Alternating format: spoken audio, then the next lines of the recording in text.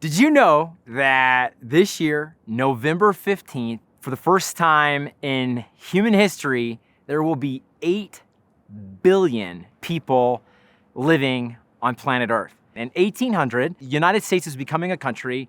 There's less than 1 billion people on the planet. There are less people on the entire planet Earth at the time that the United States was founded than in the country of India today. It took 133 years for the Earth's population to go from 1 billion to 2 billion. And then about 33 years for it to reach 3 billion. For the last 3 or 4 billion, it's been about 10 or 12 years, 10 or 15 years for the Earth to grow by another billion. Let me give you a little perspective today on where these folk are living, these 8 billion people are living today.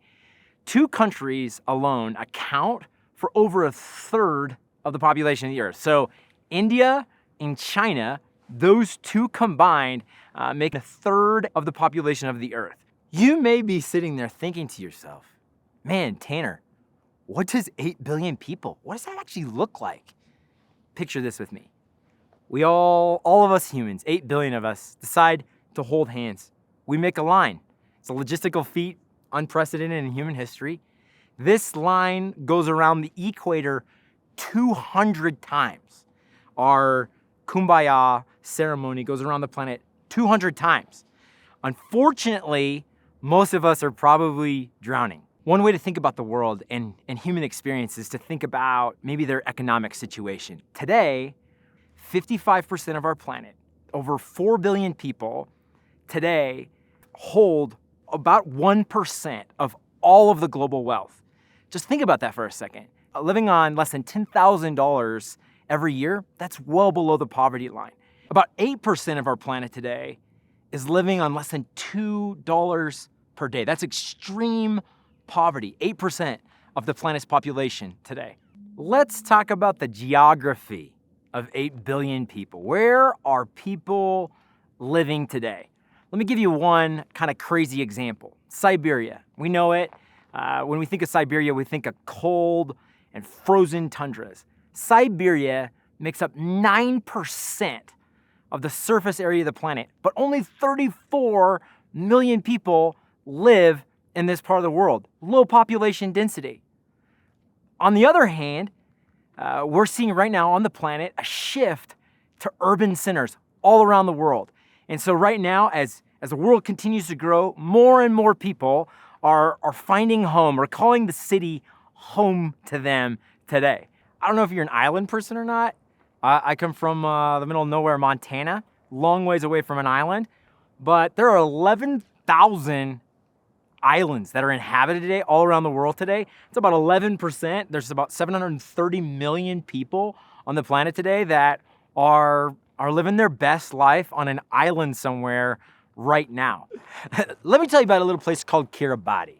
Kiribati, technically made up of 32 atolls, a word we don't use often here in the United States, but a bunch of islands, 120,000 people living on a bunch of little tiny islands in an area that's about 1.4 million square miles. It's like, just for a visual, about the size of India, islands scattered across the ocean, 120,000 people live there. So in this case, your neighbor may be living some distance away from you, which, depending on what you think about neighbors, is either good or bad. People are also living in different realities as well.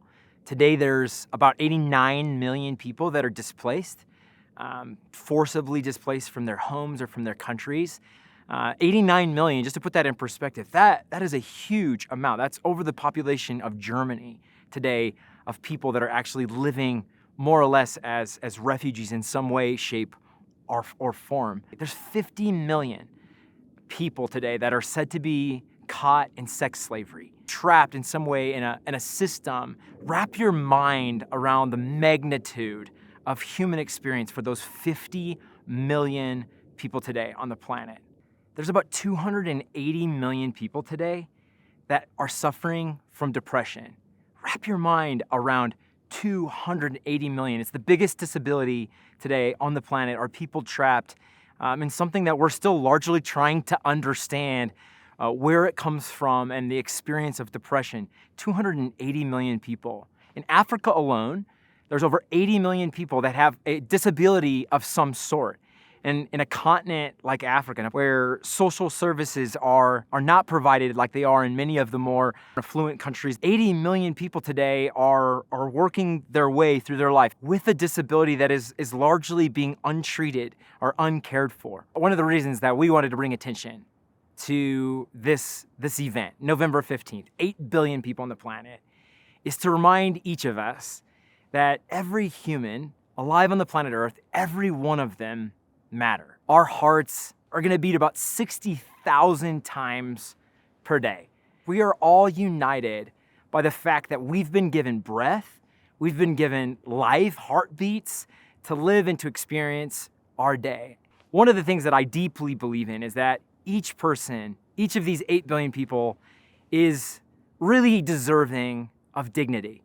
The dignity that God gave us when He designed us and He knit and formed us in our mother's womb, that there was an intention and a purpose for every soul, that there's no throwaways, that each person is loved by a God who's given them dignity that no human could even give. He's given them life, He's given them love and belonging in Him. And I think it's a really profound thing to say that today, there's 8 billion objects of God's affection that the eyes of God are looking at right now in real time and real space. And every one of these people that God has a heart for, a purpose for, and He's giving His attention to. 8 billion is worth celebrating, if not only just to acknowledge that today the love of God is extended to more people than ever before in human history. And that's incredibly profound. And that love, it's gonna reach us wherever we're at. It's gonna reach us on a random island and an atoll out in the middle of the ocean. It's gonna reach us in a city walking in the streets. But God's love is gonna meet us wherever we're at, not just geographically, but emotionally. For the 280 million people today on the planet that fight and struggle through depression, Christ is gonna meet them. I believe that, wants to meet each and every one of those people. And that to me is worth celebrating. A love that goes that far. A love that's that strong, that's that committed to each and every one of us. And I know for a fact, from my experience, that's meant the whole world to me. I'm not just an abstraction. I'm not just, a random person. I'm not just a statistic on a map. I'm not just an American that lives in Colorado Springs.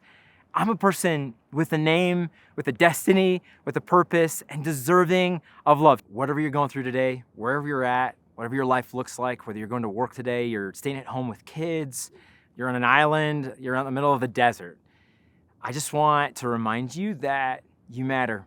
Your heart, your life is deeply intentional. There's purpose for it. And it's worth celebrating that as well. My prayer for you today, wherever you're at, is that you know that you're cared for, you're loved, and that your life, your story, that it matters.